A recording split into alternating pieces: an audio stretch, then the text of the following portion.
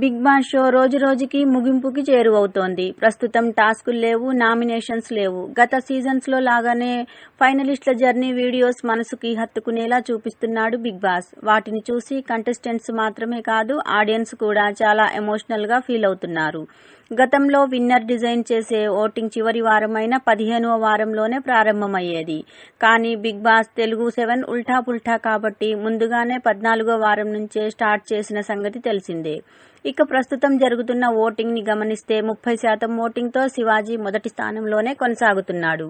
గత కొద్ది రోజులుగా వెనుకబడినప్పటికీ తన ద్వారా జరిగిన పొరపాట్లకు హుందాగా సారీ చెప్పటం మరియు జర్నీ వీడియోలో తన ఆట తీరును మళ్లీ కళ్లకు కట్టినట్టు బిగ్ బాస్ చూపించేసరికి మళ్లీ ఆయన కంబ్యాక్ అయ్యారు. అలాగే 26% ఓటింగ్ తో రెండవ స్థానంలో పల్లవి ప్రశాంత్ ఉన్నాడు.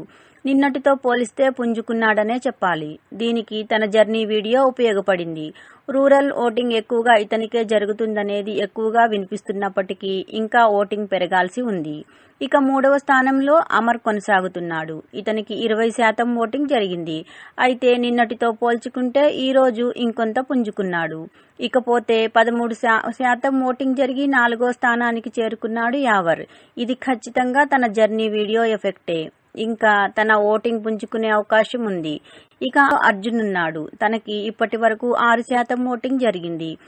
ఇతను గేమ్స్ లో అద్భుతమైన మెరిట్ చూపించినప్పటికీ వైల్డ్ కార్డ్ ఎంట్రీ కాబట్టి ఓటింగ్ పరంగా డిసడ్వాంటేజ్ అని చెప్పవచ్చు.